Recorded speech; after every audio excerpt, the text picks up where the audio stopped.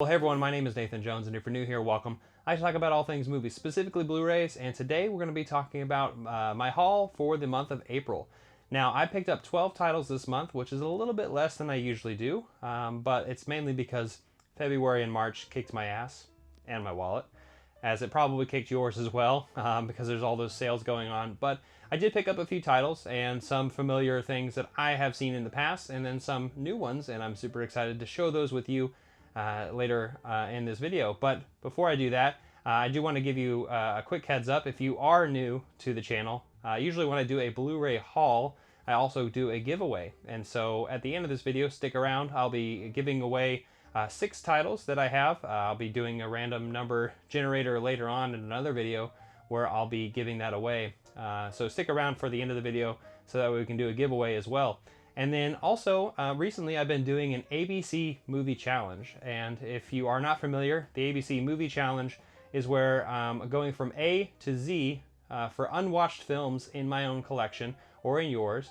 And what you're doing is you're going in alphabetical order, watching movies that you've never seen before. Now, obviously, some of these letters like Q or X might be really difficult to pull off because you might not have a movie in your collection with the letter Q or X, etc. that it might not fit the bill. So what you're going to have to do is get creative, maybe watch a movie that you have seen in the past or that you own that is in that letter, or watching something on streaming service of some sort and watching something like that. I'm not super strict on those rules, but I've been having a lot of fun with this challenge. I'm actually on the letter W right now, and actually a lot of people that I know who've been doing this are maybe near like the middle part of the alphabet, some of it near the beginning of the alphabet too. People are taking their own pace. Some people have already even like done the entire challenge and are starting over again and doing it again, which is insane to me. But I'm so excited that this challenge has taken off, and it's been a lot of fun, and I hope you're having a good time with it too. It really is to just kind of, get a little bit of structure for films that have been sitting on your shelf for a while, and that's really kind of where this inspiration kind of came from. So I hope the next video that I do, I'll be doing the last half of the alphabet, which I'm super excited to share with you all the films that I watched and share with you my thoughts on each of them. So now we can jump into the haul for the month of April. Starting off is a Netflix original series. It's available on Netflix. In fact, there's 3 seasons, but I actually got season 2 of Castlevania right here. And this is a gorgeous animated short, because there's only 8 episodes, and I think the first season's only like 4 or 5. Don't quote me. It's really short, 20-minute episodes roughly. But like I said, the animation is beautiful, the voice acting is great, and this really just brings me back to my childhood when I played Mortal Kombat or Castlevania at the arcade. And I'm not super familiar with Castlevania and a lot of the lore and a lot of the games behind it, but I did play the original back in the day. But besides that, I really am enjoying this animated series, and I don't know if is anyone a fan of this series or has anyone seen it on Netflix. It's really fantastic, and I definitely would recommend it to a lot of people if you haven't seen it before. So certainly check out Castlevania. Season 2 is cheap now because Season 3 just came out on Blu-ray, which knocked this one down a little bit. So that's where I was able to pick that one up. So next is a movie that I haven't had since I was a kid on VHS. So the last time I've had this movie was on VHS, and I'm so excited to have it now. I'm talking about Roald Dahl's Matilda. So this is actually directed and starring and produced by Danny DeVito, of all people. But Mara Wilson is Matilda right here. Pam Ferris, Rhea Perlman, and Embeth Davidtz are also in this film, alongside Danny DeVito. Like I said before, I really love this movie. It really kind of brings back a lot of those childhood memories that I have of. Luckily, I didn't have a principal like Matilda did. And I also didn't have parents who just fed me TV dinners all the time, which is what Danny DeVito does in this movie. But if you haven't seen Matilda, seriously, I'm surprised I haven't picked this up earlier, or it's been that long since I've seen it. So certainly check out Matilda if you haven't. It's on sale, I believe, on Amazon. It's really cheap. But yeah, I'm so excited to have this one. Yeah, let's move on to another film that I have seen. And this film actually came out a few years ago. I watched it at the Art House Cinema in my local town, the Moxie, and this is directed by Terrence Fisher, so it's going to be a visual feast for the eyes. But luckily, this one actually has a story and a plot, and that's not really known for Terrence Malick. but I'm talking about A Hidden Life. And this Blu-ray has actually been pricey for a long time, but it was cheaper than it was usually, so I picked it up, and I'm so happy that I did. I really love this movie. It's almost 3 hours long, and it's really kind of centered around World War II and this Austrian village that doesn't really want to get involved in the war, and obviously really chaotic things ensue. And if you watch it, you will see the visual feast that it is.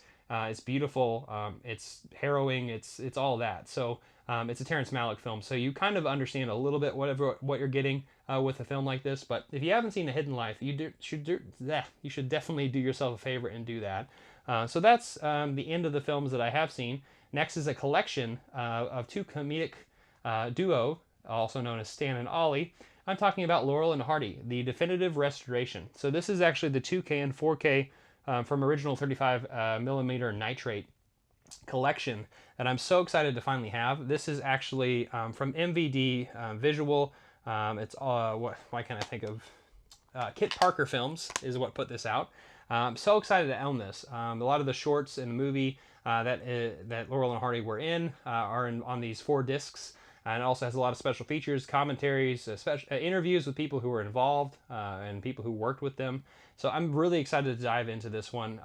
So how many of you have seen some Laurel and Hardy shorts, or the movie, or even Stan and Ollie? That's actually kind of where it put it on my radar. Is I was excited to look at Abbott and Costello stuff. I've watched Marx Brothers stuff in the past, and I've even watched Harold Lloyd, Buster Keaton, and Charlie Chaplin films. So I've always been a fan of comedy, and physical comedy at that. So I'm really excited to watch the Laurel and Hardy, the digital restoration collection right here, the definitive restoration. I said what I was just trying to get. Now let's move on from here to Hammer Films. All right, so going on to Hammer Films, I actually want to give a quick shout out to my buddy Daniel over at Cobwebs. He actually just put out a video on his complete Scream Factory Hammer collection, which is ironic because I was just eyeing this yesterday as soon as I was compiling this together, and I saw that he put this out, and I was like, oh wow, what timing. Because I actually have a few Scream Factory titles. They're all Hammer titles. And if you've watched the channel, you know that I'm on a Hammer journey, and you can see right here there is a missing box set from the Indicator Hammer film box set collections. I'm actually watching Volume 4 right now. That's coming up very soon, and I'm super excited about that. But I am going on like a Hammer journey this year, slowly but surely. Been focusing on this ABC challenge for now, and now I'll jump back onto Hammer. But seeing Daniel's video, which you should check out down in the description down below, and then also looking at some of my recent acquisitions have gotten me back interested in some Hammer films. So let's jump into the Scream Factory Hammer that I picked up. So this is actually from 1957, so one of the earlier Hammer films as soon as they were getting started. This is actually a sequel to the Quatermass experiment. Quatermass, I can never say it. Quatermass 2, right here. Brian Donlevy, directed by Val Guest. Super excited about this one. It's more like the sci-fi element of where Hammer kind of stuck with for a bit, and then kind of moved into the horror realm. So yeah, I'm really excited for Quatermass 2, and I'll tell you more about that once I start watching more Hammer films and go more on that journey.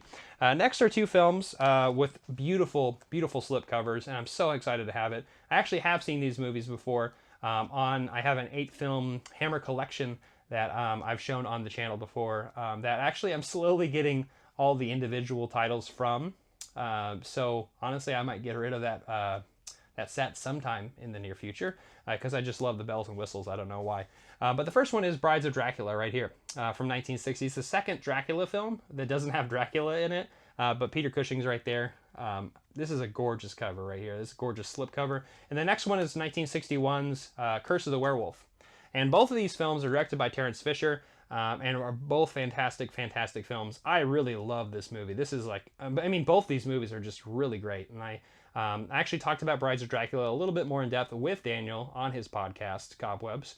I went on a Dracula binge. But I'm super excited to check out the special features, and go more in depth with those particular films. Next is a film from 1966, and it's starring Joan Fontaine, and is directed by Cyril Frankel, which I have seen some of his films. If you remember, I talked a little bit about Never Take Candy from a Stranger's, which is a really difficult Hammer film.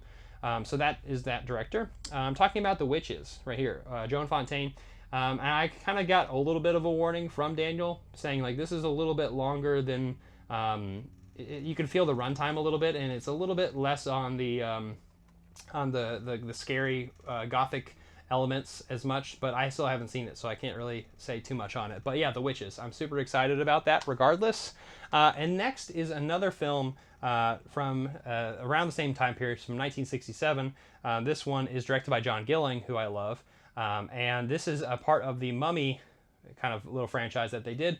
It is The Mummy's Shroud. Really excited for this one. The Mummy films are a lot of fun. I like them a lot. And then the next film I have is from the same year, from 1967. This actually is a sequel to the movie She, which I still need to get. It's actually a DVD from Warner Archive, so I'll eventually get that one relatively soon, so that way I can be in preparation for this one. I don't know how much of a connection there is, but this is The Vengeance of She, and so I'm very excited to check out this one. It's more of like the prehistoric Hammer films, and yeah, I like stuff like that. So next is a vampire film, and this is actually a part of a trilogy of Hammer films from the 70s. From 1971, this is actually directed by Jimmy Sangster, who wrote a lot of the Hammer films. This is Lust for a Vampire. I'm very excited for this one too. I've heard this one's just kind of a little bit zany. It's very sexual, I guess it's part of that trilogy. So yeah, I'm super excited about Lust for a Vampire, and I'm glad to pick that one up. And one of the latter Hammer films that I actually don't really know much about, just from the fact that I'm trying to be a completionist here with Hammer, and I'll explore them more in depth as I kind of pick up more and more. But from 1972, I actually picked up Demons of the Mind right here, which has a bunch of people in here that I don't really recognize as much. I might recognize their face, but the name kind of escaping me. But yeah, I'm excited for Demons of the Mind as well. But those are my pickups. Yeah, I got some Hammer films. I got a Terrence Malick film, a TV series, and some Laurel and Hardy films as well, and then also Matilda. So I was excited to get those as my pickups. Now we're going to jump into my giveaway. So stick around. I'll show you the films, and then you can comment down below which one you are interested in. And once that happens, then I'll make a separate video announcing the winner. All right, so as you know, usually I used to do a 1-for-1. So when I got 12 titles, I would have gotten rid of 12 titles, but I'm doing half of that. So I'm getting rid of 6 titles. So these are the 6 titles that I'll be getting rid of and sending your way, potentially. I'll be sending off one of them this time around, and then the rest will be donated to the library here in town. And so let me know if you're interested in any of these titles. Tell me down in the description, or in the comment section down below. The first one is Dallas Buyers Club. The second one is Memoirs of a Geisha. The third one is The Town. The fourth one is 127 Hours. It's the Deadpool slipcover. I don't know why I picked that up. And next one is 42, the Jackie Robinson story.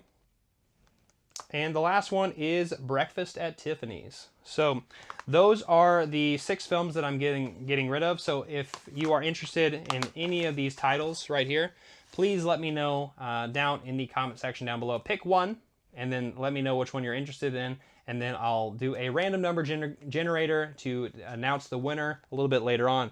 All right, so for the month of April, what have you picked up? I'm actually kind of curious. Let me know in the comment section down below. Thank you so much for checking out this video. Recently, I've been on a few things. Recently, I just did a Ingmar Bergman kind of talk about 3 films with my friend Robert from Movie versus Film. We just talked about Wild Strawberries, and we talked about Scenes from a Marriage and Winter Light, which I'll be putting in the description down below. We did a live stream, and that was a really fun time, and a lot of discussion of existentialism, which is what Bergman does. So I've been involved with that, and there's a few things down in the pipeline for the channel, and you'll see me around in other places as well. I'm super excited, and I'm very happy to have each and every one of you. So thank you so much for watching this video. Comment down below, share, hit the notification bell, and I'll see you next time. I'm not jonesing around.